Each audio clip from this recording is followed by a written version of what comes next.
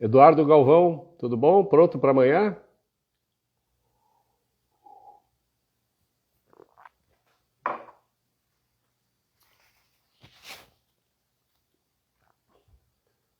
E aí, Claudião Spritzer, tudo bem? Legal vê-los aqui.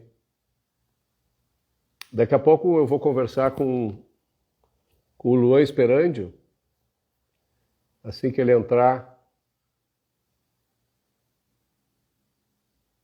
Legal. Assim que o Luan aparecer, a gente começa a conversar a respeito do trabalho que ele tem feito para o movimento liberal aqui no Brasil. Ele é muito jovem, mas tem um trabalho bastante consistente e eu estou louco para ouvir algumas coisas dele.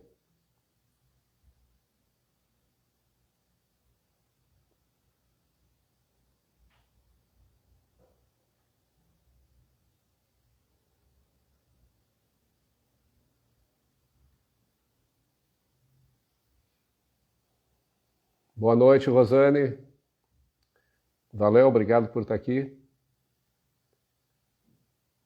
Lucas Mendes. Valeu.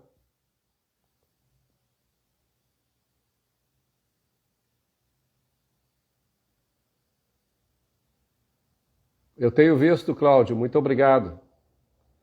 São ótimas porque os convidados são muito bons, né?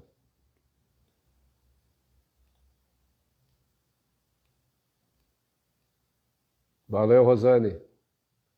Minha querida amiga Estela Galbinski, tudo bom?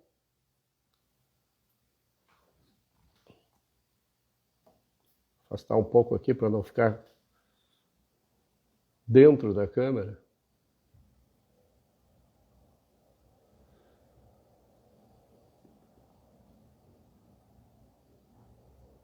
Legal, Richard, tudo bom? O Luan já chegou aí. Vamos lá. Vamos começar?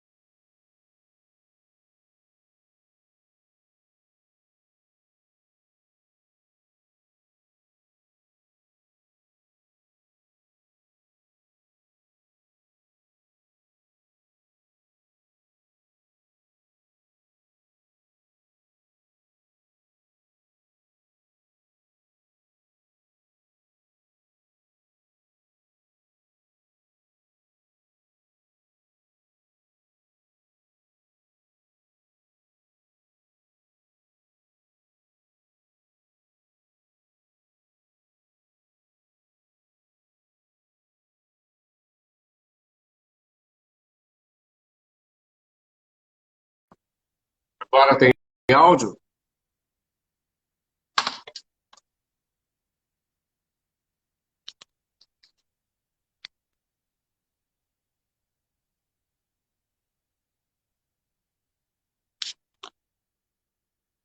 Vamos mudar aqui então.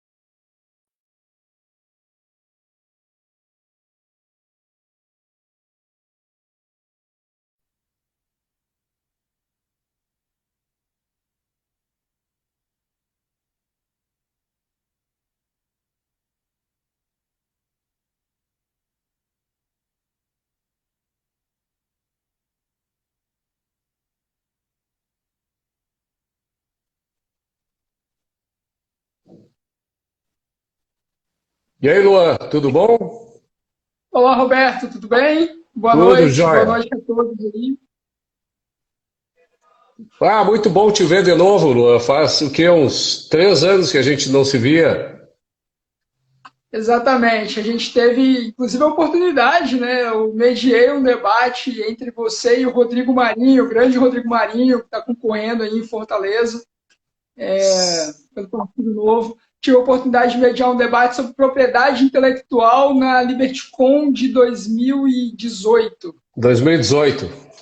A LibertyCon é um evento espetacular feito pelo Students for Liberty Brasil, né? Quando as pessoas às vezes eu acho que não se dão conta, e é por isso que eu te convidei hoje aqui para a gente conversar um pouco, porque eu que tenho frequentado aí em diversos lugares do Brasil os eventos que as instituições que defendem a liberdade no nosso país, tenho visto a quantidade imensa de jovens e também de gente não tão jovem, né? Uns caras assim como eu, frequentando cursos, palestras, eventos dos mais variados tipos, né? E aí a gente fica realmente encantado, a gente fica motivado ao ver que há um movimento concreto, real, acontecendo no nosso país, né? Eu já tive assim no Nordeste, no Sudeste, no Centro-Oeste, no Sul. Só no Norte eu não fui ainda, mas eu vejo assim movimentos liberais por todo o Brasil. E isso tudo acontecendo nos últimos praticamente 10 anos, né? Envolvendo principalmente jovens como tu, né? Isso é um espetáculo, né? E, e o meu convite para te trazer aqui, eu te agradeço enormemente ter aceitado, visa exatamente isso, nos dá assim, uma panorâmica geral do movimento liberal pelo Brasil e, mais importante ainda do que isso, qual é a tua contribuição para esse movimento, como tu serve de modelo, né, de exemplo, como um jovem que tu és, um jovem ativista, né, para realmente ajudar na mudança do nosso país em termos de mentalidade, ética e política. Faz um histórico da tua origem, como é que tu te envolveste no movimento liberal brasileiro e trancou? Tá me ouvindo aí? Tá. Porque o Ah, Wi-Fi estava tá. um pouco instável. Sem Perdão problema. aí os problemas técnicos. Enfim, bom, primeiro, boa noite a todos, né? E eu acho que é isso aí, Roberto. Eu acho que antes de cair eu estava conseguindo entender bem como estava caminhando, a gente tinha alinhado antes também, né? Uhum. Bom, primeiro, eu acho que a minha própria trajetória ela já dá um pouco o tom do que está acontecendo no Brasil. A gente tem uma novidade no Brasil, né? Antes de Covid, a gente tinha eventos aí no meio de um sábado à tarde com 200, 300 pessoas em auditório no Brasil inteiro, estava acontecendo isso, de jovens interessados em discutir ideias da liberdade, né? Preocupados em entender quais são os problemas do país e quais são as ferramentas, as melhores ferramentas para combater isso, né? Então, isso é uma novidade, isso é uma coisa que não tinha no início da minha adolescência e passou a ter, né, em algum momento. E eu acho que as nossas histórias, de certa forma, elas estão interligadas, né? Eu acho que é legal falar isso. Você aí como um dos maiores apoiadores do IEE, né, o Instituto de Estudos Empresariais, eu na minha trajetória aí, quando estava no ensino médio, eu comecei a me interessar por liberdade em virtude de, primeiro, educação domiciliar, homeschooler, que foi uma coisa que estava me afetando, eu estava pensando em talvez mudar um pouco o rumo da minha carreira acadêmica na época, estudar em casa e tal, eu descobri que eu não podia e isso me intrigou, né? Eu queria entender o porquê. Posteriormente, depois, eu comecei a me interessar por liberdade econômica quando eu fui trabalhar na prefeitura da cidade onde eu morava, e, enfim, e ver tanta burocracia, como que atrapalhava a geração de riqueza, como que as coisas lá estavam erradas, por que que dava errado, enfim. E até que eu comecei a pesquisar na internet, já tinha alguns conteúdos, né? Era muito incipiente ainda, discussões sobre liberdade econômica, liberdade individual, ainda achava muito incipiente. Há alguns anos atrás, acho que o boom mesmo veio de 2015, 2016 para cá, mas já tinha um movimento. O Mises Brasil tem 10 anos já, né, por exemplo. O Instituto Liberal está aí, sempre esteve na ativa também, enfim. E até que você teve a criação do Líderes do Amanhã, né, que é um instituto irmão do IEE, inspirado no IEE, inclusive teve um Fórum Liberdade e Democracia, o 8º, na semana passada aqui, que tive o prazer de estar lá. Eu assisti online aqui. Sim, e a gente teve...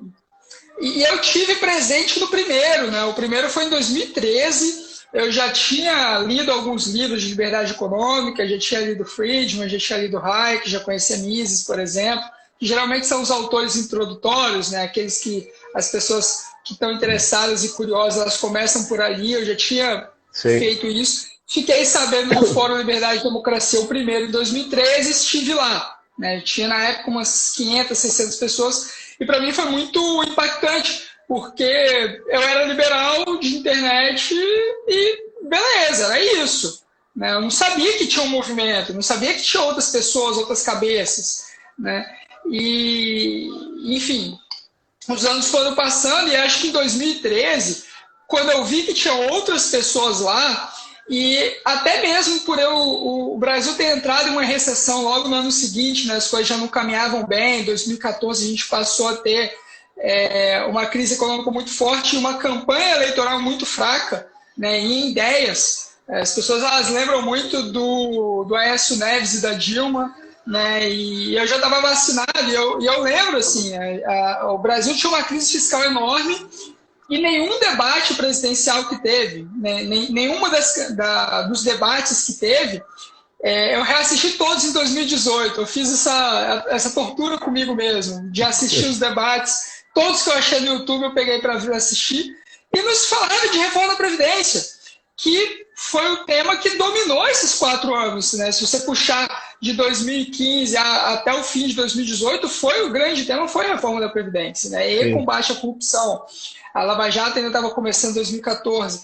E você tinha, de um lado, óbvio, o Aécio Neves, ele estava com o Armínio Fraga, então a gente tinha uma certa ideia do que o Aécio Neves defendia na economia. Mas o plano de governo deles era mais ou menos similar, se você fosse comparar. Um exemplo que eu puxo de como que o debate de ideias no Brasil ainda era muito pobre em 2014, apesar do movimento liberal estar ganhando tração já, é que, se vocês forem lembrar, a gente teve a Marina Silva, ela decola com a morte do Eduardo Campos, ela acaba indo em primeiro, então o alvo do PT, né, foi atacar a Marina Silva, e um dos pontos foi a autonomia do Banco Central. Né? Não, a Marina Silva a autonomia do Banco Central significa tirar comida da mesa dos brasileiros. Né? A gente fala tanto de fake news, em 2014 a gente teve essa grande fake news aí e não aconteceu absolutamente nada. E aí acho que uma coisa interessante nisso é que o Aécio Neves, que defendia a autonomia do Banco Central, se você fosse ver, né, na figura do Armínio Fraga, não ele. E durante todo esse ataque à reputação e às ideias da Marina Silva, durante todo esse processo, o Aécio Neves não pegou a voz e defendeu a autonomia do Banco Central. Simplesmente a gente não teve isso. A gente não teve ninguém falando de reforma da Previdência, a gente não teve ninguém falando sobre a autonomia do Banco Central, sobre mais liberdade econômica, sobre desburocratização. Os grandes temas dos 3 primeiros debates, que foi o debate da Band, o debate do SBT e da Record, o que os candidatos defenderam foi educação integral, que acho que é uma pauta essencial. A gente precisa melhorar a formação do nosso capital humano no Brasil. Mas a gente sabe muito bem que não tem como você custear programa social sem dinheiro nos cofres públicos. Então, o que a gente teve em 2015 e 2016 foi uma regressão na quantidade de jornada de horas, né? Tinha muitos lugares, muitas prefeituras, tinha muitos lugares que tinham jornada integral já, e aí isso acabou sendo abandonado, né? A gente teve um corte aí de 94% em programas sociais com a Dilma em 2015, porque acabou o dinheiro. Claro. E, enfim, e aí eu acho que aí foi um ponto, porque você já tinha conteúdos na internet sobre essas ideias, a gente já tinha, além disso, você já tinha começando formação, né? Eu estava falando aqui que eu estava no Fórum Liberdade e Democracia de 2013, e aquilo me motivou em 2014, quando eu entrei na faculdade, né? Eu estudei Direito na UFES, a criar um grupo de estudos, né? Junto com outras pessoas, que é o Ricardo Frizeira e o Breno Paneto, inclusive candidato aqui em Vitória também. E aí acho que é um ponto que a gente pode falar também, né? Porque sempre que acontece uma demanda na sociedade, grupos da sociedade civil organizada, você passa a ter também, posteriormente, você passa a ter também demanda política, né? Você passa a ter oferta política para isso. Justamente naquilo que eu estava falando, né? Você não tinha ninguém em 2014 que representasse essas ideias, que falasse sobre isso. E em 2016 a gente tem uma novidade, né? Só para fechar aqui, a gente funda o grupo Domingos Martins, né? Que é um grupo de estudos liberais, né? Estado Democrático de Direito, propriedade privada, livre mercado, liberdades individuais, liberdade com responsabilidade individual. E a gente passa a fazer encontros, né? E aquilo vai crescendo, né? A gente começa a colocar em encontros 30 pessoas por encontro para debater livro de Mises, sábado, 8, 9 horas da manhã na universidade. E depois a gente começa a fazer eventos com 200, 300 pessoas. Você aí que é de Porto Alegre, a gente fez um evento com o Fábio Ossimo que deu 350 pessoas uma quarta-feira à noite, 10 horas da noite. Aqui. Isso foi em setembro de 2015. E, enfim, acho que passa a ter uma novidade. Ter cofundado o grupo Domingos Martins com outros amigos, eu acho que é muito simbólico do que a gente passa a acontecer no Brasil inteiro. Me explica, só claro. Um parêntese, Domingos Martins dá nome ao Instituto para homenagear quem? Quem é Domingos Martins? Domingos José Martins foi um influenciado pelas ideias iluministas do século XIX. Ele nasce em Marataízes, que é o interior aqui do Espírito Santo, e ele participa da Revolução Pernambucana de 1830. E ele tem uma história muito interessante, que, assim, porque a Revolução Pernambucana era de emancipação, era de constituir uma república, né? O Brasil ainda era uma colônia, praticamente ali, tinha acabado de virar império, e a gente queria ser uma república, baixos impostos, enfim, com todas as ideias iluministas. E o Domingos José Martins, ele é assassinado na Revolução, né? E as últimas palavras dele, é até uma história bonita, que ele fala: eu estou morrendo pela liber, e ele morre. Né? E aí foi que a gente acabou homenageando o grupo na época, né? Eu te perguntei sobre ele, porque o que eu acho assim fundamental nessa atividade que a gente faz, intelectual e tal, também é de resgatar aqueles que defendem a liberdade há tanto tempo, né? E muitos deles ou são absolutamente desconhecidos do público em geral, porque a gente não conhece a história brasileira, até porque os liberais da história brasileira sempre foram derrotados em todas as revoluções ou movimentos que houveram, né? Eu espero que isso não aconteça conosco, né? Mas se acontecer, pelo menos no futuro... Roberto. No futuro... É uma provocação interessante, porque eu não conhecia. Tem um município aqui no Espírito Santo, né, onde eu moro, tem um município chamado Domingos Martins, e eu não sabia. Eu não sabia quem era Domingos José Martins. Sim. E eu conheci porque, nas discussões, que a gente precisava de um nome para o grupo, eu era a favor, entusiasta do Hayek, né, Friedrich Hayek, Nobel de Economia, eu era muito entusiasta dele, até hoje eu sou. E eu queria que fosse Grupo Hayek, né? E eu fui voto vencido na enquete, acho que foi por 2 ou 3 votos, a gente acabou homenageando um capixaba. Hoje eu acho que é uma atitude correta, E, inclusive, até hoje, cara, até alguns dias aí, alguém pegou e me ligou e perguntou, não, porque você mora em Domingos Martins, né, Luan? Porque sabia do grupo, mas não sabia que o grupo homenageava alguém. Então, eu achava que era pela localização do grupo, Sim, olha sim. só. Mas, assim, esse movimento, a gente tem o seguinte, licença. Esse movimento é o seguinte, o Ideias Radicais ele tem o mapa da liberdade, né? Hoje ele está desativado porque a gente lançou um site novo na semana passada, a gente ainda está terminando de estruturar a Calma, nova mas pera aí um versão do pouquinho. mapa. Pera aí um pouquinho, Luan. Agora eu fiquei Calma. confuso, tá? Porque tu estava Opa. falando do Líderes do Amanhã, depois tu falou do Domingos Martins, agora tu está falando de ideias radicais, já Tá. falou do Então eu Students for vou. Liberty. Dá um mapa aí da tua Tá. atividade, né? Porque senão as pessoas vão se Tá. perder no caminho. Tá certo, então. Então, eu só vou dar um panorama e tal. Eu vou falar depois sobre isso, mas Tá. existe um mapa sobre quantos grupos de estudos existem no Brasil similares ao que era o Domingos Martins. E a gente estava ali na contagem de cerca de 400 grupos em todos os estados brasileiros. Né? Lógico, tem alguns grupos que passam a não ter continuidade, então dá formação a outros e etc. Mas eu acho que isso dá um pouco o tom. Né? A minha história, assim, Uhum. pessoal, eu acho que ela pode simbolizar, lógico que eu não tenho essa pretensão, mas eu acho que o que eu estou contando aqui, relatando para vocês, existem centenas de outras pessoas, milhares de outras pessoas que têm uma história similar ao que eu estou contando. Né? E aí, em 2014, quando a gente funda o Domingos Martins, eu passo a fazer parte do quadro do Students for Liberty, que na época ainda era Estudantes pela Liberdade, e lá a gente passa a ter contato com o país inteiro. Né? Então, assim, não era mais só um jovem de garotos aqui no Espírito Santo que fazia um grupo de estudos. Não, a gente estava em contato com uma rede de estudantes do país inteiro. Né? E aí, numa dessas, a gente tinha cursos de formação, seminários presenciais e etc. E a gente pegava as boas práticas de outros grupos de estudo e trazia para o nosso. Né? Isso facilitava a captação de patrocínios, facilitava colocar a gente em contato com figuras públicas importantes, né, para a gente conseguir trazer elas para cá. O primeiro grande evento que a gente fez, depois de uma maturação de quase um ano de grupo de estudos, que a gente fazia grupos que eram eventos que eram abertos para discutir livros, debates, etc., júri Sim. simulado, enfim.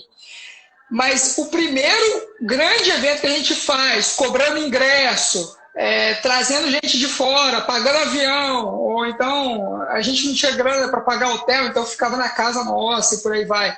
O primeiro grande evento que a gente faz é em junho, 6 de junho de 2015, foi no auditório da Rede Gazeta aqui em Vitória, que é filiada à Rede Globo, mas não tinha nada a ver com isso, foi só porque a gente conseguiu espaço mesmo. E lá a gente lançou o livro do Bruno Garchagen, né, que era... eu não estou com o livro aqui, porque eu estou na casa dos meus pais, né, eu vim votar, mas era o primeiro livro, né? Porque o brasileiro odeia político e ama o Estado, não é isso? Parem de acreditar no governo. Isso, para de acreditar no governo. Depois ele teve um outro livro também que eu vou contar aqui, porque que se confunde com a minha história também. Por sinal, o Bruno Garchagen é da tua terra, né? Ele é daí. Isso. O Garchagen é de Cachoeiro, de Itapemirim, que é do sul do estado, mas ele morava na Grande Vitória, morava em Vila Velha até recentemente, quando ele foi para São Paulo no ano passado. Isso. Mas, enfim, aí a gente tem o Garchagen, a gente tem o Benê Barbosa, a gente teve o Arilton Teixeira, que hoje também a minha história está entrelaçada com ele, porque ele é economista-chefe da Apex Partners, que é a casa de investimento que hoje eu trabalho. E a gente teve o Kim Kataguiri, que a gente conheceu no Estudantes pela Liberdade, porque a gente teve um seminário lá de formação, uns 3, 4 dias de formação em Belo Horizonte, e ele estava lá, e eu também, foi aí que a gente se conheceu, logo no início do MBL, né? Então, assim, acho que a primeira etapa foi ali, e dentro desse intervalo aí também, acho que é importante falar, quando eu estava no primeiro Fórum da Liberdade no Livros da Manhã, né, em 2013, eu já tinha lido alguns livros. E eu vi, o evento tinha o Paulo Guedes, tinha o Rodrigo Constantino, e tinha empresários lá que estavam falando sobre como que empreender no Brasil era difícil, embora possível. E naquela oportunidade, eu tive uma coisa para mim, assim, porque eu já tinha lido alguns livros na internet e eu puxei assim, cara, eu estou tendo uma oportunidade. A gente está vendo que o Brasil está dando errado, a gente está vendo um caos enorme já em 2013, 2014, e eu acabei puxando um pouco para mim. Cara, eu estou tendo a oportunidade de ler livro, de estudar, de estar em contato com outras pessoas e discutir ideias, e naquele afã, assim, até hoje eu sou jovem, né, Roberto? Mas assim, eu estava no fim ali da adolescência, com 17, 18 anos, e eu puxei.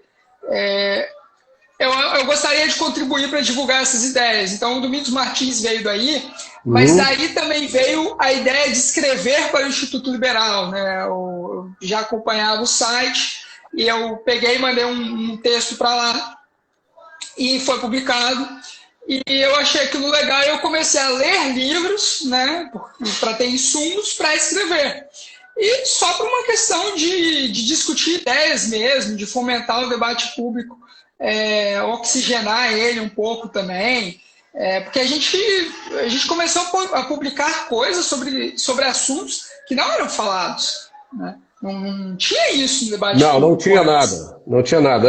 Na realidade, o Brasil sofreu enormemente com uma certa censura de toda uma vertente do pensamento mundial, né?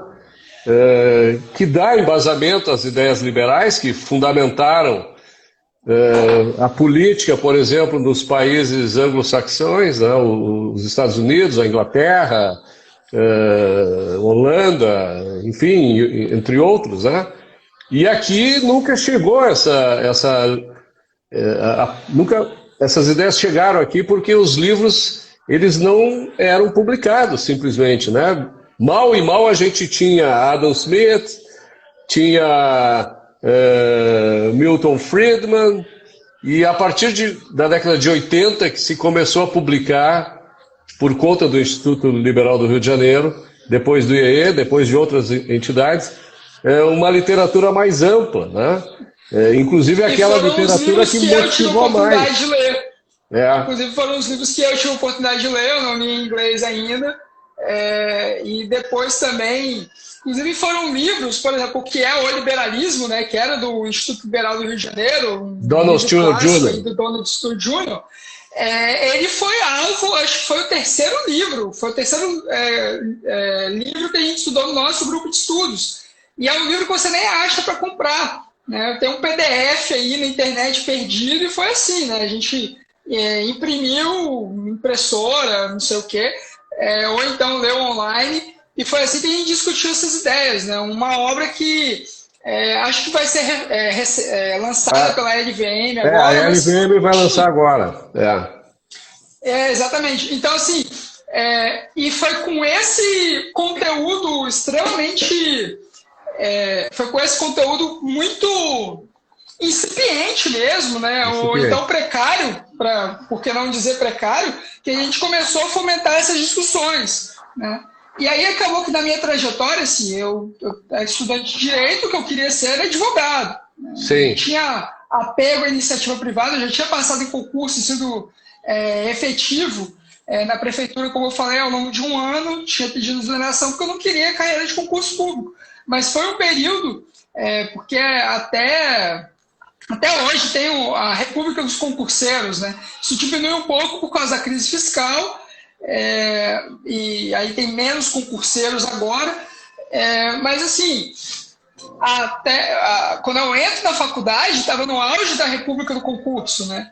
E aí até por questão familiar mesmo, de querer que faça concurso e tal, mas eu não queria aquilo, né? Eu não queria aquilo, eu queria advogar, eu queria carreira privada. E acabou que eu me envolvi tanto dentro do movimento que em algum momento acabou que eu tive a oportunidade de trabalhar nele, né, em algum grau. porque eu escrevi textos ali. A partir de 2013, eu passo a escrever textos aí com alguma regularidade, né? Mensal, por exemplo, sobre alguns temas do debate público, né? E geralmente na época eu escrevia aproveitando, né, sobre alguma coisa que estava em evidência e que eu já tinha estudado. E eu escrevia quando eu tinha inspiração, quando eu estava com tempo, na faculdade, alguma coisa assim. Até que 3 anos depois, né, a gente já estava aí 3, 4 anos depois, escrevendo de forma voluntária, teve um concurso no SFL Internacional para escrever sobre um determinado tema, e que foi, eu acho, os primeiros R$100 que eu ganhei, porque eu escrevi um texto a respeito, né? Acho que na época foram $40, $50, alguma coisa assim, mas aquilo me incentivou, né? E aí, depois disso, passa a ter outras oportunidades que acabam surgindo, e em algum momento eu passo a repensar um pouco a minha carreira, né? Porque não estava gostando tanto da advocacia assim quanto eu pensei, e por uma série de motivos eu acabo criando uma pequena agência de produção de marketing de conteúdo, focado em direito, política, economia e mercado financeiro, né? E aí, a partir daí, eu começo a produzir conteúdo de uma forma remunerada, né? Nem tudo que eu faço, obviamente, é remunerado. A maior parte do conteúdo que eu produzo é gratuito até hoje, mas isso serviu também até como um marketing pessoal meu. Só que no início não era assim, né? No início eu produzia conteúdo por achar que, assim, cara, são os meus valores, são as minhas ideias, isso aqui tem que ir para o debate público. Eu acho inadmissível as pessoas falarem sobre determinado assunto sem conhecer, ou essas ideias estarem arraigadas com as pessoas, na cultura das pessoas, e não ter ninguém ali falando, não, vamos fazer um contraponto aqui, né? Então, claro. Agora Desculpa, termina. Não, acabou que o próprio movimento de liberdade eu acabei me envolvendo tanto, não foi alguma coisa planejada, que passa a ser uma ruptura profissional na minha vida também, e passa a aparecer outras diversas oportunidades. Algumas delas eu acabo aceitando e depois eu vou escrever para a Gazeta do Povo, enfim, e eu passo a fomentar essas ideias também. Então, e acaba indo eu passo a me ver como profissional, né? Se antes eu escrevia 20, 30 textos por ano, né, de forma voluntária, no ano passado eu escrevi 150. Né? Então, e no ganho de popularidade, de escala, de audiência muito maiores, né? Porque você passa a ser profissional, então você passa a ter muito mais cuidado, muito mais afinco na pesquisa. O livro que eu comprei de curiosidade, porque eu queria entender por que as nações fracassam, passa a ser um livro, passa a ser um investimento para eu replicar essa ideia, de eu puxar ali, de eu tentar entender aquela ideia e replicá-la, ou não, né? Eu já li muita coisa ali que eu falei, não, isso aqui acrescenta para mim, mas, enfim, e acho que esse é um apanhado geral, assim. O que eu queria te perguntar é o seguinte, são 2 aspectos. Primeiro, que se forma um movimento liberal, né? As ideias começam a chegar no Brasil, um grupo de pessoas começa a absorver essas ideias e a multiplicá-las, tá? Há um hiato de tempo substancial entre o lançamento disso e a internet, né? Quer dizer, a expansão do movimento liberal não aconteceu como se imaginava, houve uma estagnação por quase 2 décadas do movimento liberal no Brasil, tá? Nos anos 90, principalmente, né, com a seção do FHC, né, que a gente tem um pouco disso, paradoxalmente, né? Eu não acho que seja paradoxal, porque eu lembro que muitos dos apoiadores do movimento liberal faliram na década de 90, né, por causa das políticas adotadas na década de 80, com os planos heterodoxos, com a inflação, com os controles de preço, enfim. Então, todos aqueles que defendiam a liberdade, que financiavam o movimento, acabaram abandonando isso por impossibilidade, né, seja de tempo ou econômico ou até mesmo de interesse, né? Porque acabaram perdendo, né? Patrimônio, enfim, para fazer esse tipo de trabalho. Então houve isso e há também a ideia. Interessante. Há também a ideia de que o pessoal meio que se atirou nas cordas, porque afinal de contas, com o FHC, a liberdade estava vindo, privatização, liberalização, que é uma falácia, né? Isso não aconteceu. Aconteceu de forma muito tênue, né? Inclusive, pior... o livro que a gente estava falando, né, do Donald Sturgeon Jr., é o 4º capítulo que ele fala sobre as perspectivas do Brasil, porque a gente tem um presidente que tem uma ideia reformista, né? Ele escreve o livro em 95, né? A gente tem um presidente com uma ideia reformista, etc., e então ele acha que vai ter reforma da Previdência, reforma trabalhista, não sei o quê, e 2 décadas depois, praticamente nenhuma dessas reformas tinha saído, né? Eu brinco, inclusive, não sei se você já viu aquele filme dos anos 90, Feitiço do Tempo. Sim, claro, com o Bill Murray. Exato, o grande Bill Murray. E esse é um filme, é uma das melhores comédias para mim, eu acredito, do meu gosto pessoal. E eu acho que o Brasil é muito perdido dentro de um feitiço do tempo mesmo, porque a gente tem a reforma da Previdência, por exemplo, que foi aprovada aí no ano passado. A gente teve, em 84, a gente tinha um governo militar que falava: a gente vai precisar reformar a Previdência e instituir uma idade mínima. Aí a reforma não vai para frente porque o regime acaba se enfraquecendo, etc. E de certa forma que bom, né? Nos anos 90, no final dos anos 90, a FHCI tenta passar a reforma da Previdência e ela não passa por causa de um mísero voto, um voto ainda do líder do governo que votou errado, né? E aí a gente perde o timing de novo, né? E aí a gente, em 2017, a gente tinha tudo para aprovar a reforma da Previdência.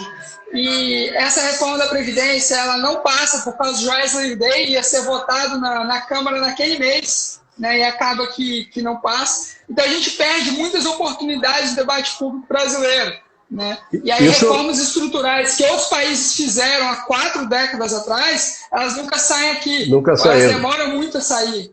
Isso me lembra o seguinte, e eu acho importante tu trazeres a ficção do Dia da Marmota, né, que é o Feitiço do Tempo, porque a gente vê, tu sabe que eu sou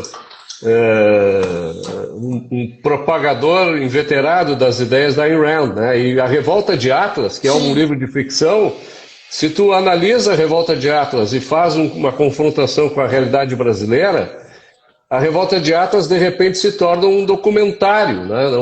Não é um livro de ficção, é uma descrição perfeita do que é o Brasil, né? Na realidade, a Revolta de Atlas é a visão da Ayn Rand do que se transformaria os Estados Unidos se eles perseguissem as ideias social-democratas que vinham sendo implantadas na década de 50 e 60, posteriormente, né? Quer dizer, 40 e 50, porque o livro foi publicado em 57. E ela também... Eu concordo muito com a sua visão, Roberto. Eu concordo muito com a sua visão, inclusive pena que eu não estou na minha casa, porque lá eu tenho um Atlas, eu tenho uma estátua do Atlas lá em casa. Eu compartilho muito das ideias e dos valores também. Mas agora me diz uma coisa só um comentário rápido. Wow. Aqui em Vitória e aí em Porto Alegre também aconteceu isso, porque vocês copiaram a ideia aqui da gente, né? Durante a pandemia a gente teve placas perguntando quem era John Galt, né? Em Vitória. Foram mais de 50 placas espalhadas pela cidade. Mais de 50. Sim. Era impossível você ir ao supermercado e você não ver uma placa perguntando quem era John Galt. Enfim, que o personagem do livro leu para vocês entenderem o que é, quem ainda não leu. E na época eu escrevi um texto na minha coluna no jornal A Gazeta, que é um jornal aqui que eu sou colunista aqui no Espírito Santo, explicando quem que era John Galt, né? E nesse texto eu falo sobre diversas coisas que acontecem na obra e que estavam ou que tinham acontecido recentemente no Espírito Santo. Porque você tem greves de maquinistas na obra, aqui tinha rolado greve de cobradores de ônibus, né? A greve de cobrador de ônibus, porque na nova política aqui dos ônibus da cidade, você ia acabar com isso, é um emprego improdutivo, gera desemprego, gera problemas, mas o bem-estar geral aumenta, a passagem diminui o preço, né? Tinha tido aumento de salário para funcionário público em plena crise, né, com o setor privado custeando, tem um paralelo no livro disso também que eu tirei. Enfim, tem diversas coisas que acontecem na obra que aqui em Vitória e no Brasil inteiro estava acontecendo, né? E então, assim, o que você brinca que é um documentário do que aconteceu no Brasil, né? Não é um documentário, o controle de preços também, enfim, é um documentário do dia a dia daqui. Do dia a dia, né? Claro. Não é como se fosse, aconteceu 10 anos atrás. Não, acontece em 2020. Né?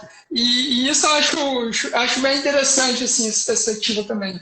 Agora, tu citaste a questão dos outdoors. Eu lembro muito bem que o Henrique Romano me ligou para dizer que eles iam lançar aquela campanha, né? Perguntando o que eu achava. Eu disse, o que eu acho? Eu vou fazer igual, né? Vamos replicar isso aqui no Sul. E através do Instituto Liberdade, que eu presido ainda, nós resolvemos não apenas reproduzir o Quem é John Galt, como ainda estender por mais praticamente 2 meses, né, com frases demonstrando o que é a vida de um indivíduo sob uma tirania, né? Quer dizer, para produzir tu tem que ter licença de quem não produz nada, né? Ou então chega um momento em que o governo pode tudo e o indivíduo não pode nada, né? Então, que é o que a gente estava experimentando e experimentou e provavelmente vai experimentar de novo em seguida, a partir do momento em que aumentar aí os índices de contágio da pandemia, né, do Covid, em breve. Então, essa literatura, vamos dizer assim, esse conhecimento universal, tá, que para os brasileiros era algo distante, desconhecido, né, porque a gente aqui aprendeu muito o quê? O liberalismo francês, o positivismo francês, o idealismo alemão, quer dizer, todas aquelas ideologias que deram suporte aos governos totalitários que a gente viu através da história, aniquilando milhões de pessoas, empobrecendo milhões de pessoas, isso tudo chegava aqui com franquia, né? Facilmente, né? E os autores liberais de todas as vertentes só passaram a chegar aqui a partir da década de 80, depois 90 e mais recentemente agora com a publicação de alguns novos autores que a gente tem encontrado. Então, a minha pergunta para ti... E com a internet, né? E com a internet, claro. Vídeos, YouTube, eventos, etc. Quer dizer, o movimento está se replicando, é uma bola de neve, né? É uma bola de neve. Vai crescendo na medida em que se movimenta, né? O que eu queria te perguntar é o seguinte... um dos fatores que eu entendo de maturidade, né, a gente ainda não é intelectualmente maduro em termos de sociedade no que se refere ao entendimento e à defesa das ideias liberais, tá? A gente está aprendendo e se desenvolvendo. Nós estamos, vamos dizer assim, na segunda ou terceira geração de liberais, né? Organizados. Eu brinco, né? Você incentivou a primeira geração, eu sou a terceira já. Pois é, tu é meu neto intelectual, vamos dizer assim, né? Pode ser, muito honrado, e eu sou neto de outros, né? E assim por diante. Então, o que eu quero te dizer é o seguinte: no movimento liberal, tá? Porque a gente está estudando mais, começam a se formar vertentes, né? Quer dizer, sim, antes todo mundo era contra a esquerda, todo mundo era a favor da liberdade. Hoje, tu tem os liberais clássicos, tu tem os liberais, tu tem os libertários, tu tem os conservadores, enfim, vai se formando... Os liberais sociais, né? Os liberais sociais. Isso existia, de certa maneira. Liberal social até existia, porque o Guilherme José Guilherme Belchior era um liberal social, né?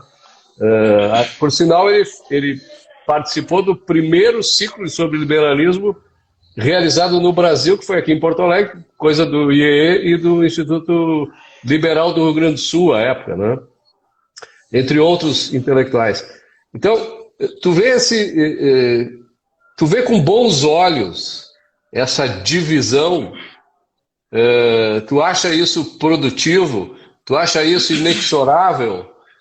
Como é que nos grupos que se relacionam entre si isso acontece? Existe conflito, briga, ou há as pessoas trabalham para buscar as convergências, ou elas acentuam as divergências?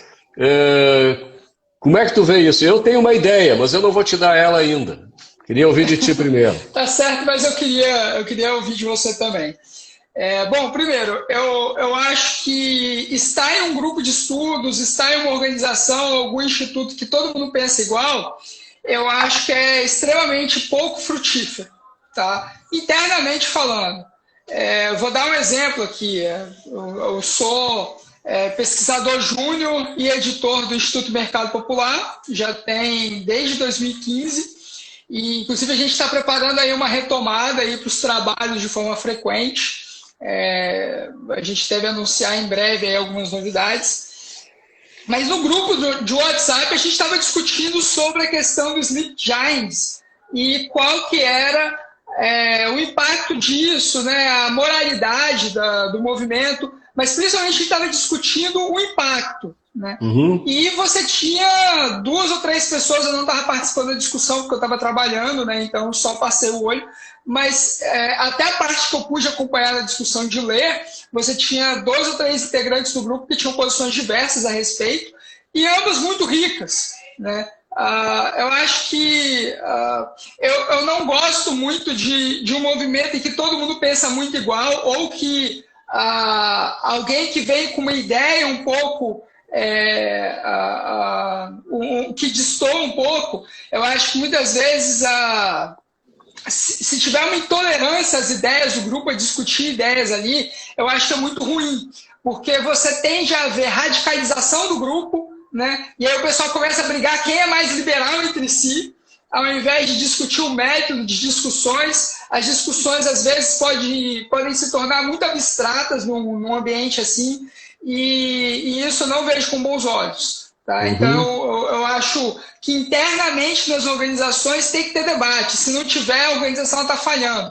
Inclusive, esses debates eu acho que inclusive podem acontecer e devem ser estimulados, inclusive depois de formação de base, depois de formação de valores e princípios, eu acho que inclusive lendo autores de esquerda, né? Vendo o que as pessoas estão falando. Né? Porra, hoje de manhã eu estava vendo um documentário sobre a Thatcher, sobre a perspectiva de esquerda.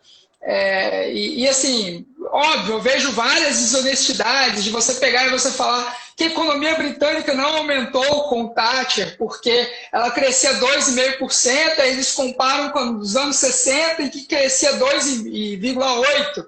Então, assim, tem várias desonestidades intelectuais no negócio ali. Normal. Mas se você tem base formada, você tem valores, princípios, já tem pelo menos uma gama de leitura básica, você consegue perceber, cara, isso aqui é mentir com estatística, então calma, não é bem assim. Depois você pega e você olha uma planilha aí do crescimento da economia britânica e você puxa e tira as conclusões e puxa o contexto em que ela estava, que é o contexto de estagflação.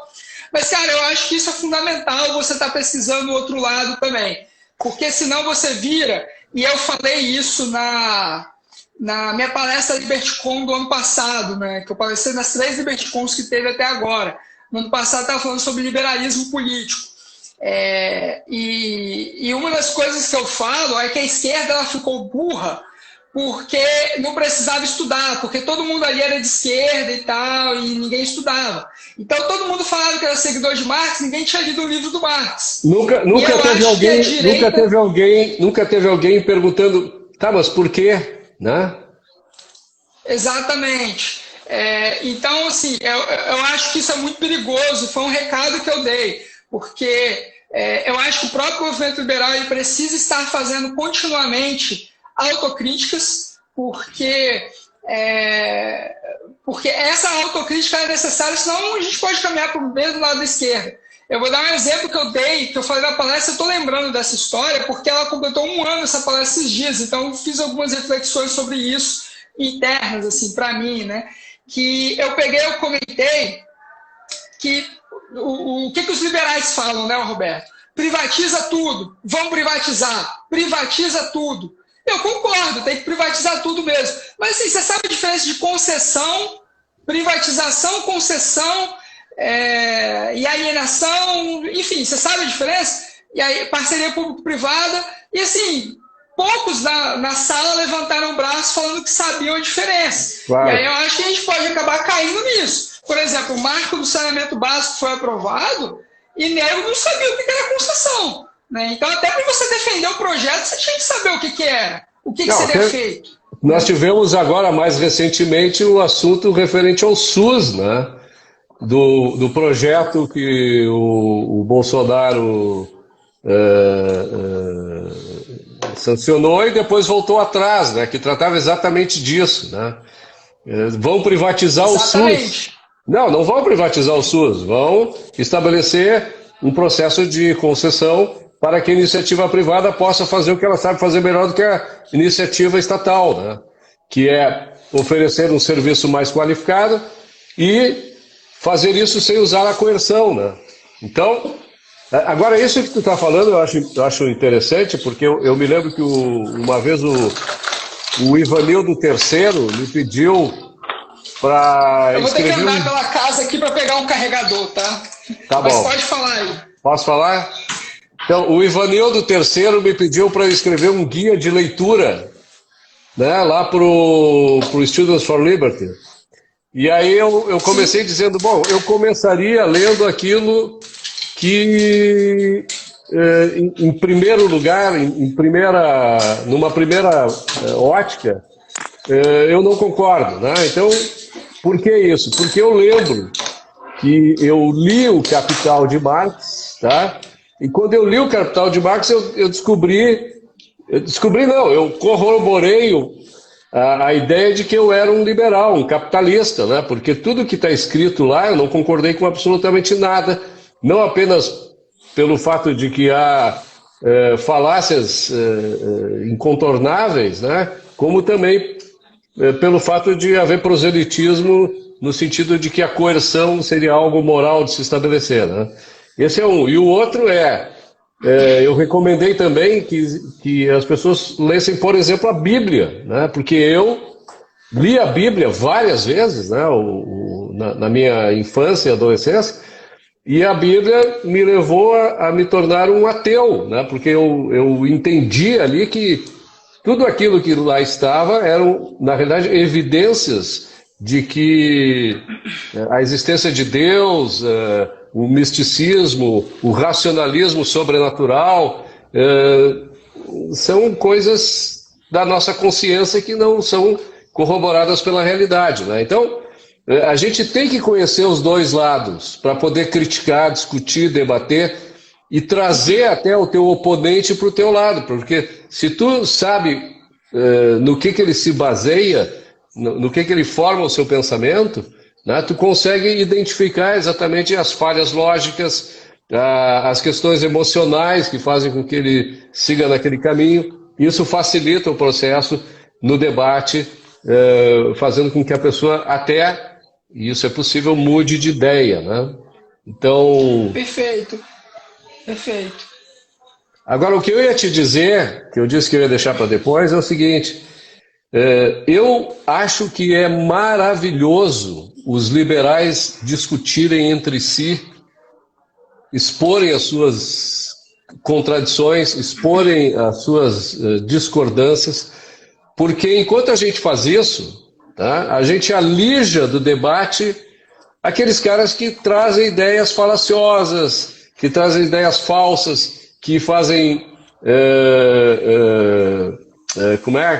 que instigam ao uso da violência, né, da coerção, que é a esquerda, né? Então, eu prefiro estar discutindo com um liberal no rádio, por exemplo, do que estar discutindo com um cara que não está contribuindo em nada para o aprimoramento das relações sociais, né? Porque traz violência, traz coerção, traz falsidades para o debate. Então, esse é um aspecto que eu acho importante a gente não abafar, não censurar as discordâncias que há dentro do movimento, né? Eu acho isso perfeito e eu vou te dizer mais, Roberto. Eu estudei durante a minha graduação como louco, porque eu tinha que estudar a mesma coisa que todos os meus colegas de sala de aula, mas ao mesmo tempo eu não parei de estudar economia, não parei de estudar ciência política e eu não parei de estudar outras ideias, inclusive jurídicas, né, a corrente aí da análise econômica do direito.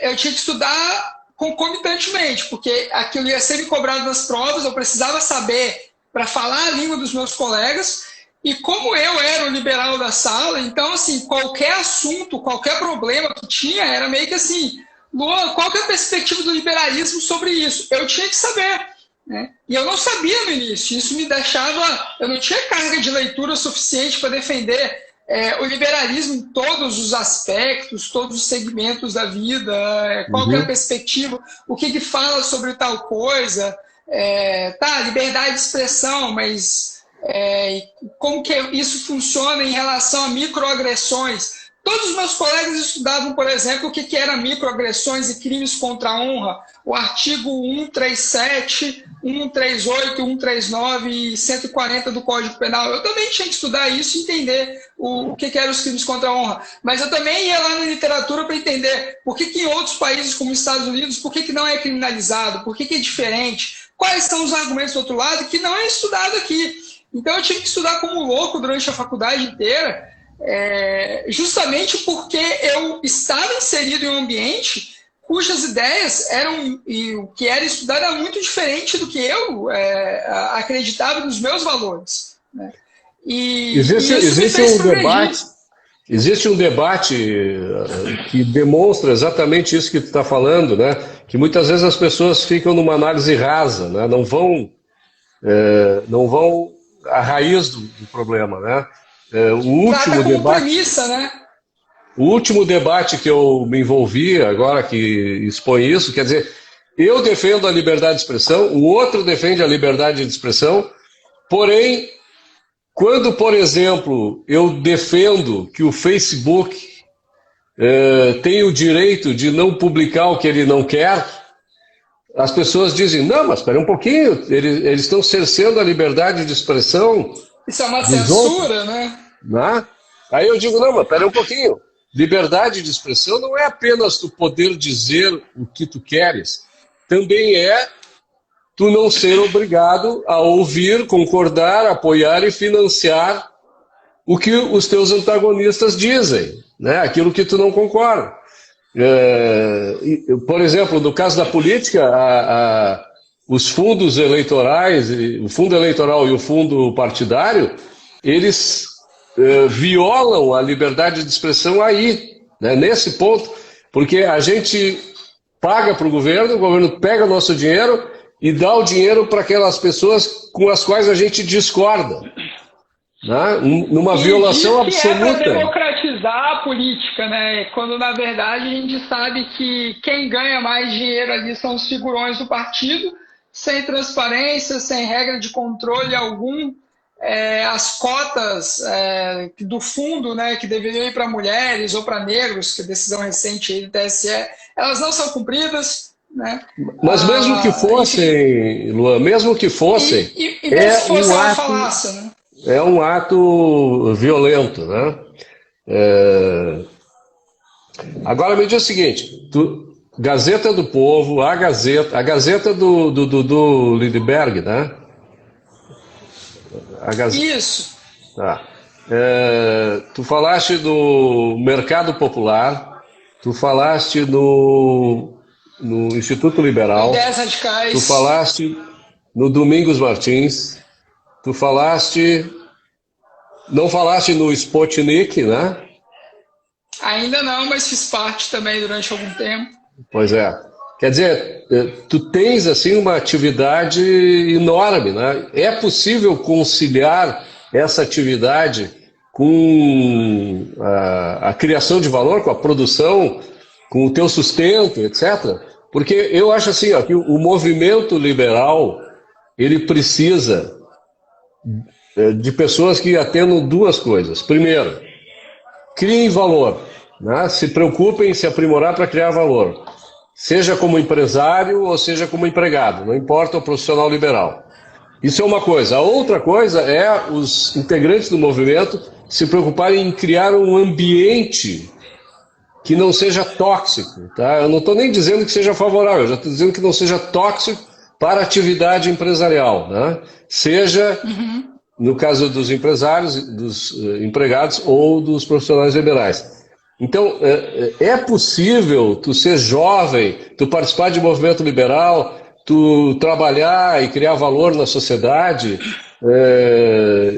Essa é a primeira pergunta. E a segunda pergunta, que é um pouco mais complexa, eu vou deixar para depois a segunda pergunta para não te atrapalhar. Vamos nessa aí primeiro. Tá certo, vamos lá.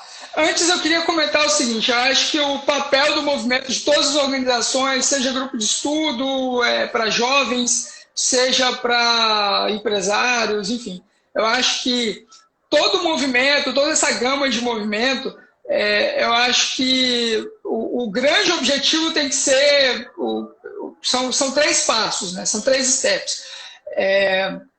Primeiro, se formar em ideias, formação, valores, né? Mas se formar bem.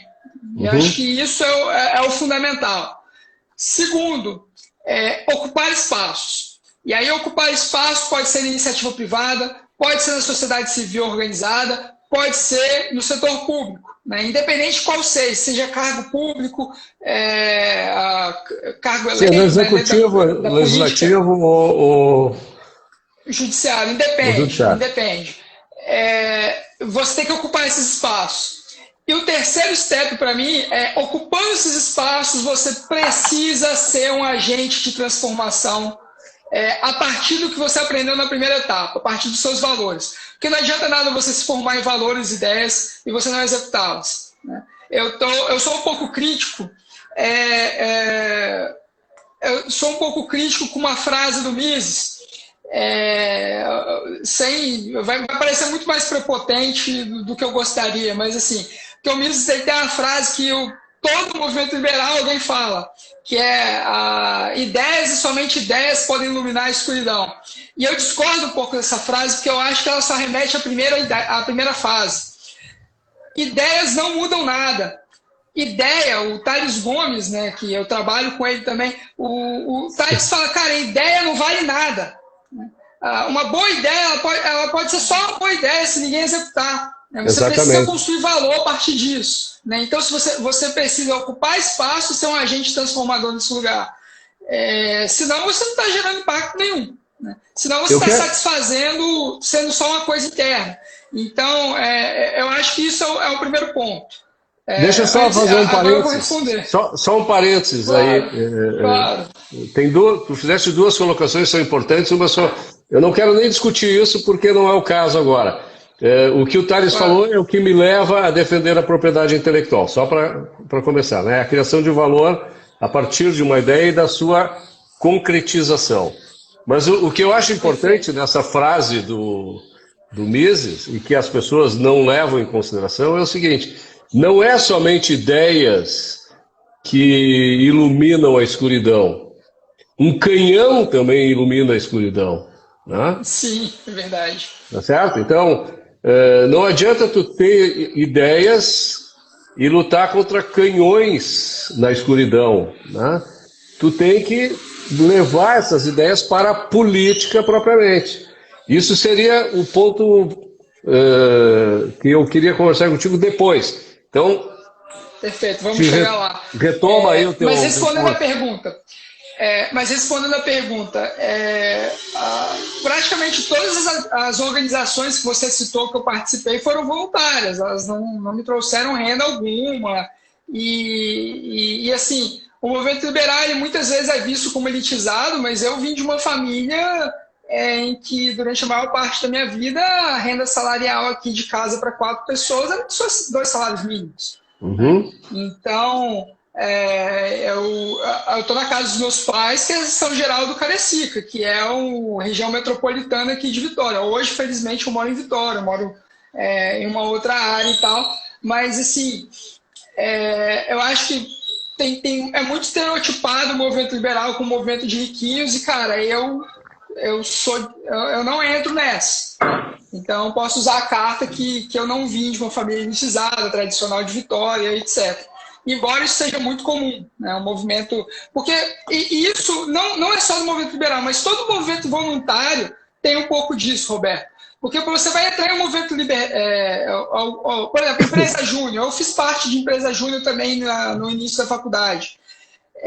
O primeiro ano da minha faculdade eu fiz empresa júnior e também tinha essa discussão. Pô, o nosso movimento é muito elitizado, só tem rico aqui, não sei o quê. É óbvio, é atividade voluntária, não vai render dinheiro. Então é óbvio que vai ser voluntário. Tipo, quem realmente é pobre precisa estagiar para conseguir pagar os próprios estudos, pelo menos. Claro. Eu tive que trabalhar a faculdade inteira para me custear e custear meus próprios estudos mesmo.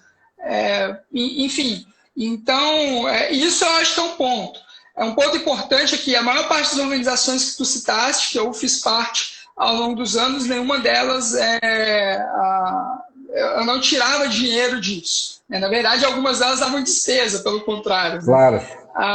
Mas eu achava que era um investimento em formação pessoal para mim, e eu também encarava como uma responsabilidade individual de minha parte, porque eu estava tendo uma oportunidade, estava tendo uma chance, e eu sabia também que, à medida que eu fosse ficando mais velho, o meu custo de oportunidade iria aumentar, de fazer qualquer tipo de atividade extracurricular, voluntária, etc.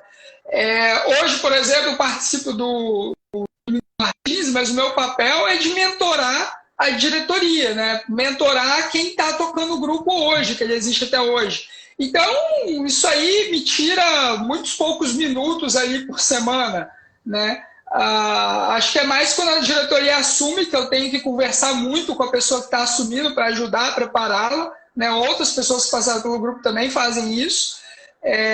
Então, assim, acaba que é um trabalho voluntário, mas é um trabalho que não toma tanto tempo assim. Mas a maior parte dessas organizações, como eu estava falando. Então, assim, eu acho que sim, eu acho que dá para conciliar com a vida profissional, sim. Eu estava seguindo, né, estágios em escritórios jurídicos, etc., fazendo a trajetória certinha para ir advogar, porque eu tinha feito já estágios em partições públicas e não sei o quê. E eu acabei querendo, eu estava tão envolvido, né? E eu já produzia conteúdo voluntário há muito tempo, então já tinha lido muito livro. Eu passo aí, já tem, sei lá, tem mais de uma década que eu levo mais de 40 livros por ano, em média, né? E antes eram livros de não ficção e passaram a ser livros de... Aliás, antes eram livros de ficção, né? E passou a ser de não ficção.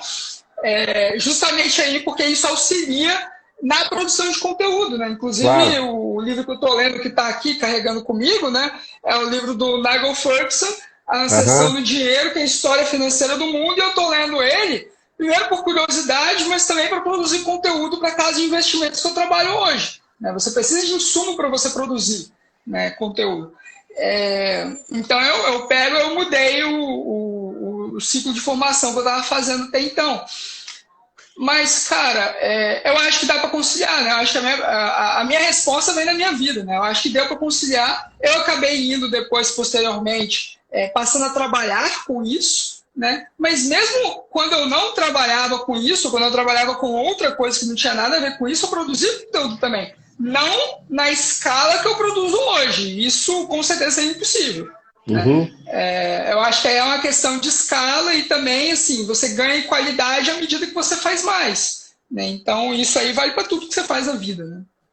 Agora vamos para a segunda parte da questão que eu queria te trazer. É o seguinte, até tem um comentário aqui que diz assim: o brasileiro de bem não aguenta mais bancar tanto político ladrão. Precisamos cortar pela metade esses cargos absurdos.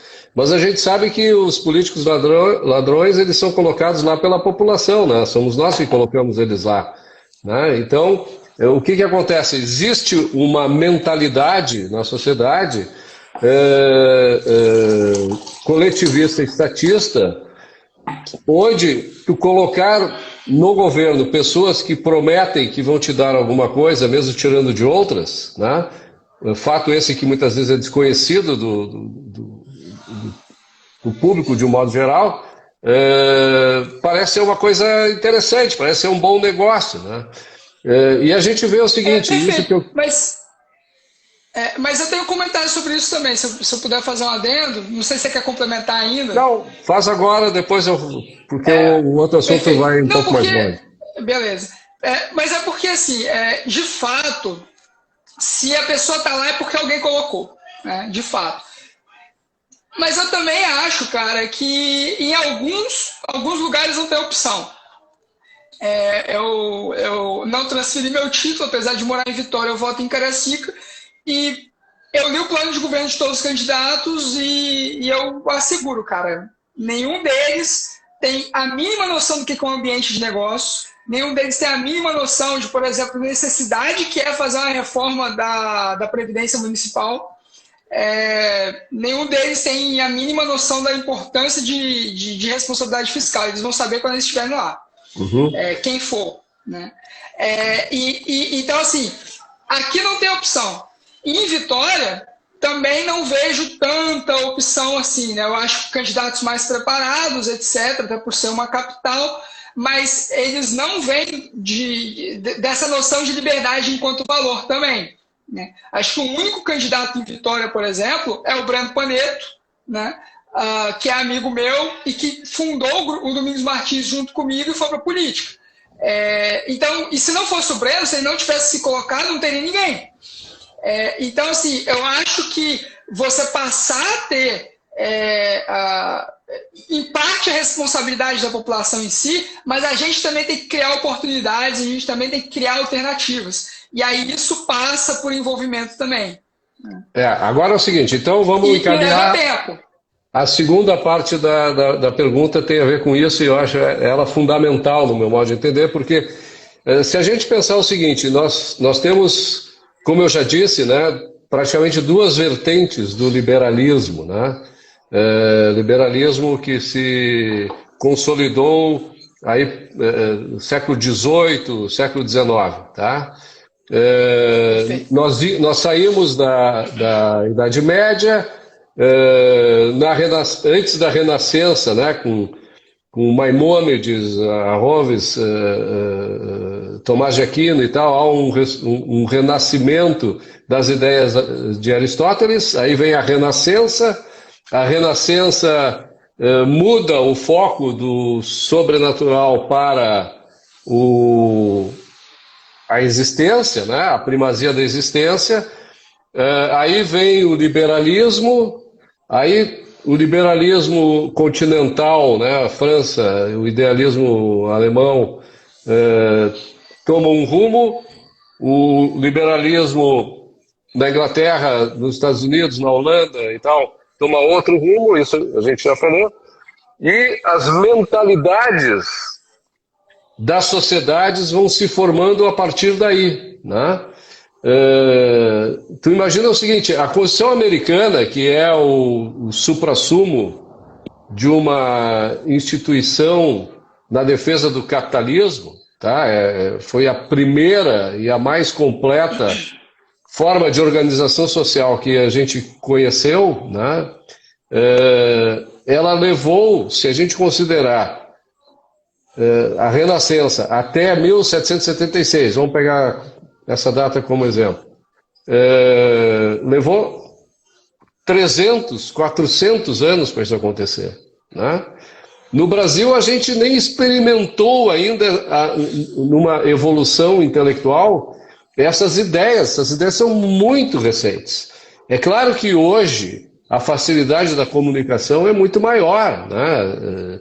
Evolui mais rápido, mas as mentes impregnadas de ideias equivocadas, até que ou as pessoas, ou tem que ser uma mudança intergeracional, ou seja, abandona a geração em curso, investe na geração futura, né, para que essas ideias prosperem, Ou então o trabalho tem que ser muito intenso de convencimento para que mude a visão de mundo, né? A visão metafísica, epistemológica, principalmente a ética e a política, tá?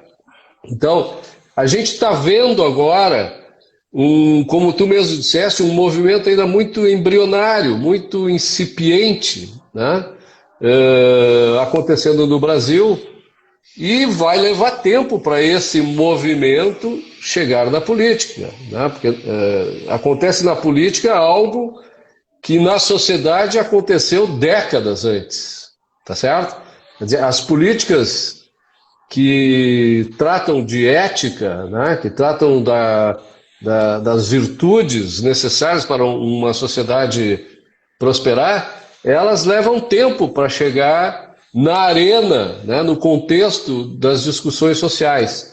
Então, nós estamos vendo aqui os primórdios dessa reformulação intelectual, né, dessa mudança, dessa percepção da moralidade que nos guia, né? Quer dizer, sair do coletivismo estatista para o individualismo liberal de mercado, né? Isso é um processo cultural gigantesco, né? Então, o que eu queria te perguntar é o seguinte: como é que tu vê, contextualizando, né? Inclusive nós temos eleições amanhã, como é que tu vê esse movimento dos jovens, principalmente, que estão lidando com essas novas ideias, que até então não existiam no Brasil de uma forma mais consistente, atuando de forma direta na política partidária, né? Quer dizer, essa questão que tu levantaste de que não tem escolha, isso está começando a mudar. Está começando a surgir alternativas de pessoas que defendem as mesmas ideias que a gente defende, né? Como é que tu vê? Me dá uma perspectiva assim, tu que é jovem.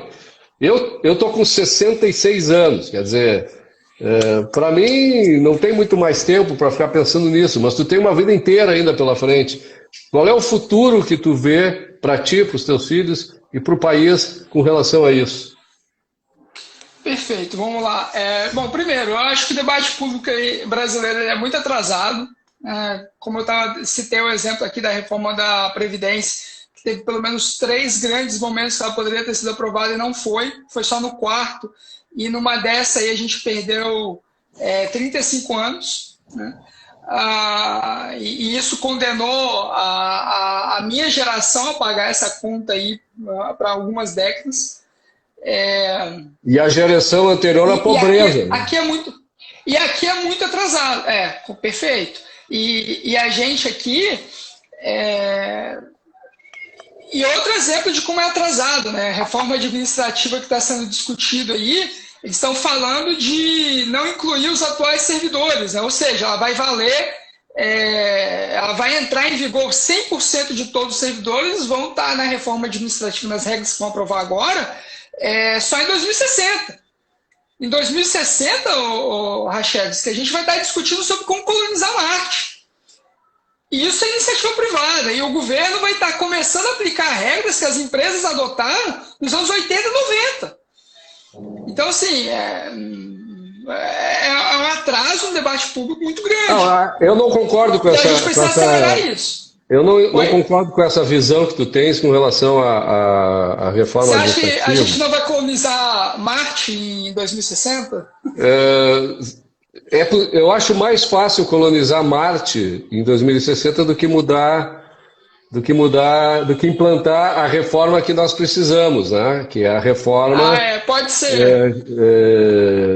Por capitalização individualizada e privada, né?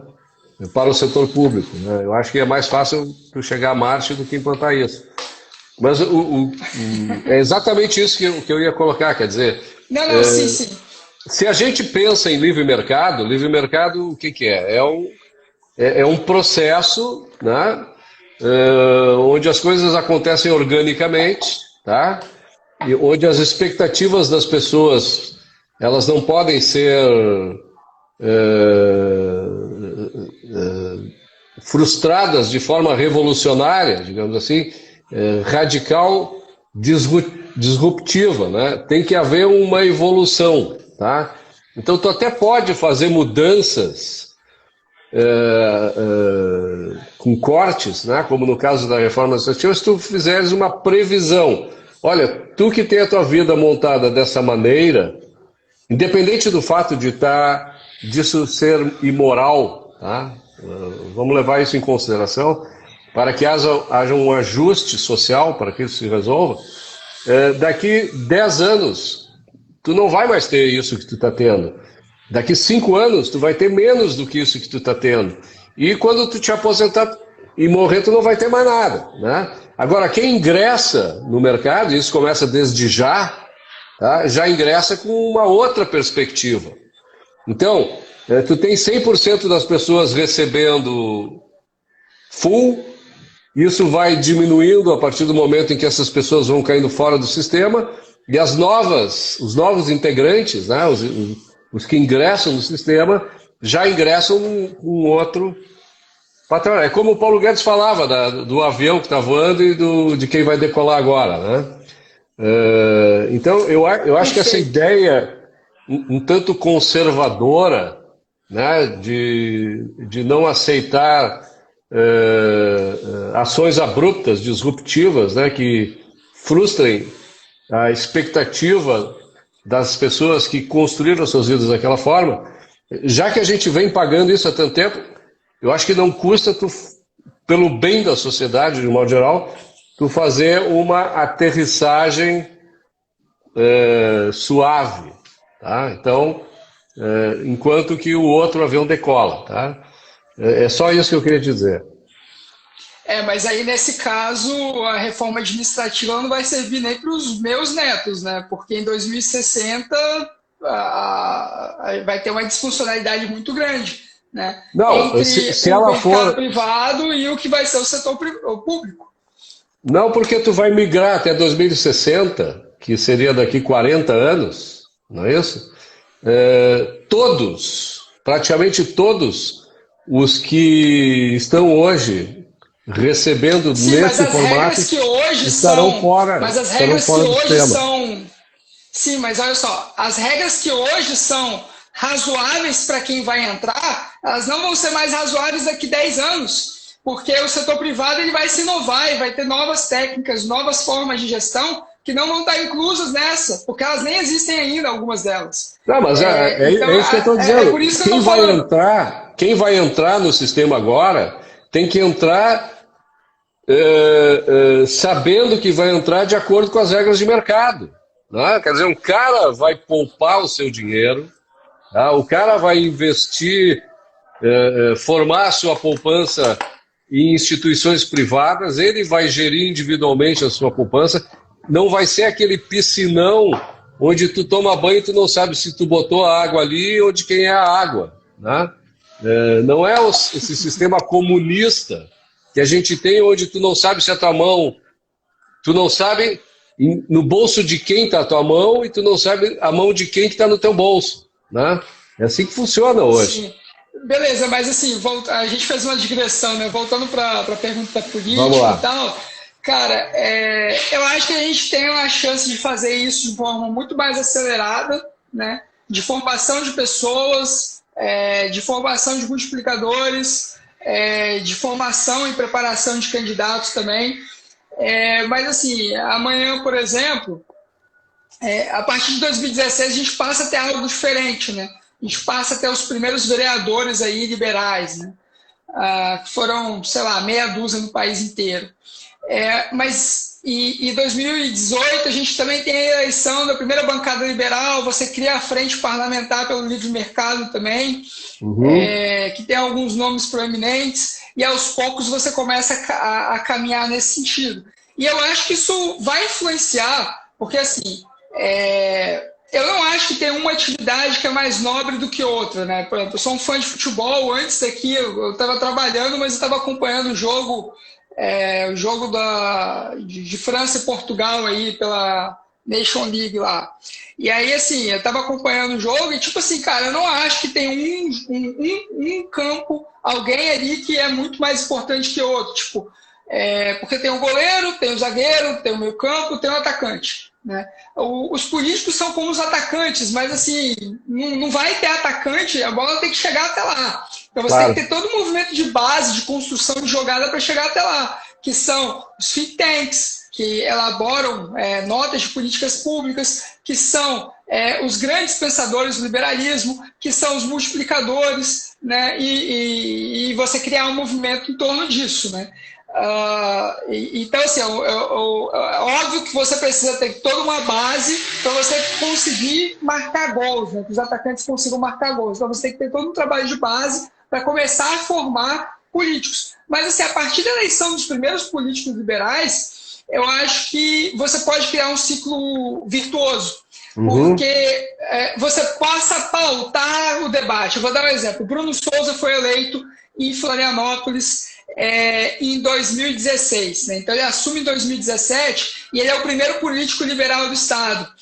Ele começa a pautar vários debates na cidade, porque ele é sempre o cara do contra. Então, os veículos de comunicação passam a dar espaço para ele falar e ele passa a influenciar outras ideias. Então, depois você tem a formação do IFL de Florianópolis, que é uma formação que passou pelo Bruno também e teve influência nisso. Aí ele vira deputado estadual e em 2018 a gente tem a eleição de um deputado federal, que é o Gilson Marques. Ele é eleito em Florianópolis também, desse movimento que o Bruno estava ajudando a criar, né? Que lá atrás... e aí agora você tem outros bons candidatos que podem se eleger amanhã, inclusive amigos meus, a Manu e o Gabriel César. Então você passa a ter um efeito quem é a multiplicador. Manu? Quem é a Manu? Tu tem que dizer quem é a Manu, cara, porque aqui em Porto Alegre a gente tem uma Manu que ninguém quer. Opa, é verdade. Cuidado. Eu acho que o sobrenome dela é Manuela Vieira. Tá. Peço perdão porque eu pulso chamar de Manuela. Não é a Manuela Dávila, então. Tá bom, ok. Não, essa aí eu acho que não. Inclusive a Manuela Dávila, já que a gente está falando de Santa Catarina e Manuela Dávila, né? Ela estava falando que com crédito subsidiado aí, ela com 200 milhões de reais conseguiu empregar 3 vezes mais... 20 milhões de pessoas. 20 milhões de catarinenses, né? 3 vezes a cidade. Não, ela pensou nos paranaenses e gaúchos juntos, é isso. Deve ter sido. Mas aí, dos 200 milhões de subsídio para 20 milhões de empregos, então cada emprego está valendo R$10, né? Então, enfim. Mas vamos lá, vamos voltar. Então, eu acho que você pode criar um ciclo virtuoso ali, né? Eu acho que amanhã a gente pode eleger algumas dezenas de vereadores liberais, né? E isso vai ser extremamente importante para 2022, porque eles vão ser cabos eleitorais de outros que vão vir. Acho que a gente não tem tanta, apesar do que aconteceu em Minas Gerais, acho que a gente não tem tanta maturidade ainda para disputar eleições majoritárias. Eu acho que ainda está um pouco precoce para isso. Talvez em 2022 consiga pingar uma ou outro cargo majoritário, mas em 2018 foi só um, né, o Zema. Então talvez em 2022 tenha, por exemplo, alguém no Senado, e talvez mais algum governo de estado, enfim. Mas eu acho que isso pode criar um ciclo virtuoso, tá? Eu acho que independente do resultado de amanhã, se vão ser 10 vereadores que vão se eleger inclinados com liberalismo, ou 30, ou 50, eu acho que é um trabalho que está continuando e com certeza vai ser mais do que os 5 ou 6 que foram eleitos em 2016. Então eu acho que isso é essencial, pode criar um ciclo virtuoso, acho que não pode desanimar ninguém, acho que é um movimento que você tem que olhar, como diz o Rothbard, né? Não olhe pensando no curto prazo, né? Olhe pensando em médio e longo prazo, porque se você for olhar em médio e longo prazo, a liberdade está vencendo historicamente, né? Ela está aumentando, né? Inclusive o Brasil, os próprios rankings internacionais, às vezes a gente perde posição, mas a gente está melhorando internamente. O grande problema é que a gente tem que melhorar muito rápido internamente até para ganhar posições de destaque no mundo, né? E atrair mais investimentos para cá, etc., e facilitar para a gente mais rapidamente também. Mas se você for olhar a liberdade por perspectiva de médio e longo prazo, ela está melhorando, ela está aumentando. Então, acho que eu sou um otimista nessa perspectiva, tá? Eu sou um otimista nessa perspectiva. Acho que tem que focar muito em trabalho de base, acho que tem que focar muito em multiplicadores. Esses multiplicadores eles podem vir na política, mas eu acho que fora da política isso não pode ser abandonado. Think tanks não podem ser abandonados, influenciadores, tem que aumentar a quantidade de influenciadores e também a quantidade de impacto que eles geram, porque influenciadores não estão amarrados com políticos, né? Então não vai ter uma votação que o cara vai ter que escolher entre a cruz e a espada e de qualquer jeito ele vai ser criticado, a perder, a ser cancelado pelos próprios liberais, enfim. Acho que a gente tem que olhar. Tem muitos amigos meus que estão nesse meio, mas eu olho muito para as ideias, não para a pessoa, né? Claro. Porque pessoas podem ir, pode vir, enfim. Mas as ideias elas têm que se sustentar. Então. E quanto mais pessoas estiverem defendendo essas ideias, tu pode abrir mão de determinados indivíduos, pragmáticas, né? Que são próprias à política também. Agora, dá para fazer uma analogia, por exemplo, entre os think tanks e a política, né? Entre a criação, difusão de ideias e a colocação prática dessas ideias no contexto social, com a academia e o mercado, né, e as empresas. Exato. Porque não adianta tu ter universidades que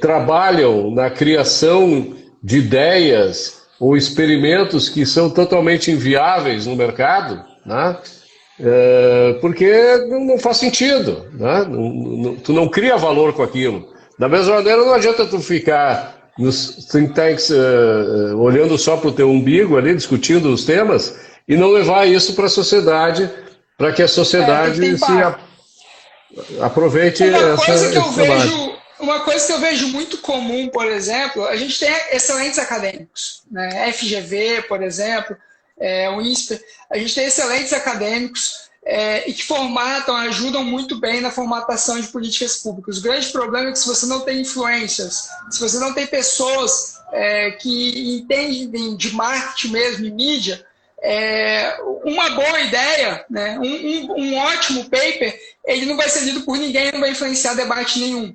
Né? Então, é por isso que eu estava falando que eu não acho que num time tem uma hierarquia em que algum lado é mais importante que o outro. Sim. E vou dizer mais, eu acho que se a gente conseguir, né, o movimento liberal acabar elegendo gente demais, que seria uma ótima ideia, mas a gente tem que ter uma base sólida, a gente não pode ter teto de vidro. Porque, por exemplo, pensa só, cada político que for eleito amanhã, ele vai ter no gabinete dele pelo menos 5 ou 6 assessores. E tem que ser 5, 6 assessores excepcionais, porque tem toda a crítica de o pessoal tem 20 assessores, eu vou fazer um excelente trabalho com 5. Então tem que ser 5 pessoas muito dedicadas e muito bem formadas. Será que a gente está conseguindo formar tantas boas pessoas assim? Será que os grupos de estudo, será que as organizações estão conseguindo, vão conseguir dar conta disso? A gente teve o Zeno, por exemplo, que assumiu, ou o próprio governo Bolsonaro, que tem alguns liberais lá, alguns amigos meus, inclusive lá no Ministério da Economia, e assim, teve pessoas que estavam lá há 2, 3 governos atrás e que continuam lá e que poderiam sair ou não porque são cargos comissionados. E não colocaram nenhum liberal lá simplesmente porque não alguém daquela área tecnicamente formado e que tem os ideais, os valores. Então, continuou alguém que entrou lá no governo Lula. Então, assim, a gente tem que ajudar a aumentar a formação de liderança. A gente tem que... não pode parar na política amanhã, né, com algumas pessoas sendo eleitas.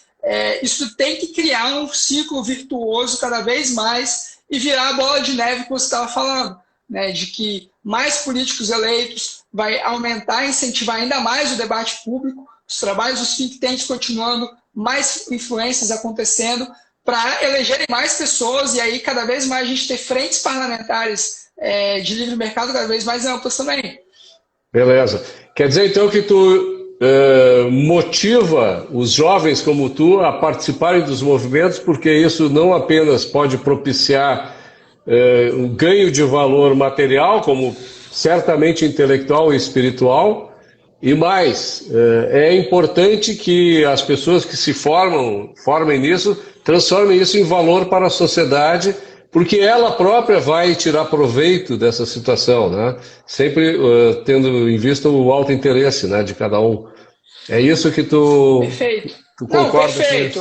Inclusive, eu me considero até por trabalhar com produção intelectual e por ter lido muitos livros, muitos autores já, e fazer isso todo dia, o dia inteiro, eu me considero um liberal com uma formação razoável já.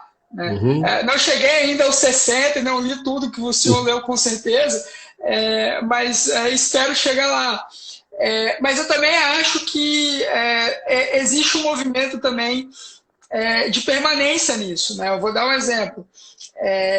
Eu citei aqui que um dos empurrões que eu tomei foi participar do Fórum Liberdade, Democracia e Vitória, do Líderes do Amanhã. E eu nunca fui do Líderes do Amanhã. Né? Eu me inscrevi hoje no processo seletivo deles, inclusive.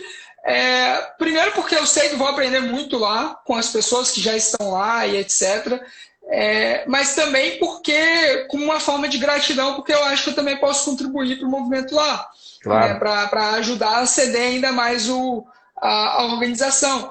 Então, eu levo isso para a minha vida também, de não abandonar os lugares que eu busquei influenciar ou que eu tive uma formação graças a ele. Eu acho que é um trabalho de vida mesmo. É uma questão, como eu estava falando lá desde o início, que eu encaro como responsabilidade individual, né? E eu acho que, eventualmente, alguma coisa disso a gente consegue influenciar pessoas. Né? Eu estava até lendo nos comentários aqui o Liberalismo MS. Né? Ele falou que ele procurou um Instagram que falasse sobre liberalismo no Mato Grosso do Sul. Ele encontrou, então ele tomou a alternativa de criar. E é justamente isso, sabe? Tipo, você está revoltado com qualquer fator que seja, tipo, leva a indignação para ação, né? Faça algo a respeito disso, né? Então, assim, eu acho que é a responsabilidade individual de cada um país que a gente está construindo, né? A gente construir um país melhor e eu levo isso como valor de vida mesmo. Sem dúvida alguma. Independente de, em parte, eu trabalhar com isso na minha vida, independente disso, até porque nem toda a minha vida profissional é ligada a isso, mas, assim, eu acho que a gente tem que ter isso, e justamente para que os nossos filhos e os nossos netos tenham condições de bem-estar e vida melhores também, sabe? Eu queria que quem criou o liberalismo lá em Mato Grosso depois entrasse em contato comigo para a gente poder conversar um pouco e até agendar uma live assim que for possível. Tá? Opa! Meu caro Luan, cara, como é bom te encontrar sempre, viu? Opa, igualmente, cara. Nós vamos ter que repetir isso mais seguido, tá? Porque tem tanta coisa para falar e o tempo é curto, né? Eu queria te agradecer enormemente por aceitar participar dessa modesta live aqui que eu faço, né? Isso vai ser gravado, vai ser replicado e tal. Talvez quando a gente chegar em Marte, alguém veja, mas aqueles dois caras estavam pensando nessas ideias malucas, né? E assim como o Domingos Martins, né? Pensou, né? Então, perfeito. Isso por si só já é uma motivação incrível, né? Saber que tu pode transformar a história do teu país defendendo ideias em favor da liberdade e da justiça, né? Que é o que eu e tu fazemos. E eu te cumprimento por isso. Eu também, Roberto. Eu falo assim, sempre que eu tenho contato com alguém no movimento que começou muito antes de mim, eu tenho eterna gratidão. Mesmo que eventualmente, acho que não é tanto o nosso caso, mas mesmo eventualmente quando tem alguém que tem ideias muito diferentes das minhas, mas ele veio do movimento, ele incentivou o movimento, ele veio antes de mim, Uhum. e talvez se não fosse aquele trabalho lá atrás dele, eu não estaria aqui, né? E eu tenho certeza aí que tem algumas pessoas que eu já pude influenciar também, daqui a algum tempo vão estar assumindo posições em organizações também. Então, é muito gratificante, principalmente quando a gente consegue ter determinadas vitórias, né? Que você vê impacto na sociedade disso. E, enfim. Então, assim, é uma felicidade muito grande. Queria te agradecer novamente o convite, prazer falar contigo. E o que eu agradeço sempre por tudo que você já fez e faz pela liberdade. Se não fosse isso, provavelmente eu não estaria aqui.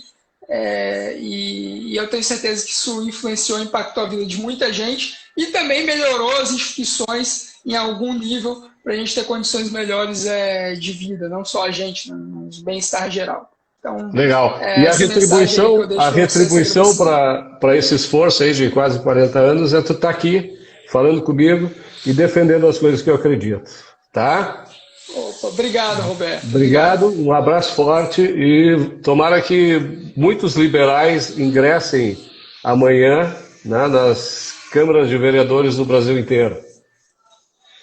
Tá certo, então. Ó, muito obrigado aí. Obrigado a quem acompanhou o nosso bate-papo aí. Tamo junto. É isso aí. Boa noite a todos. Obrigado também. Tchau.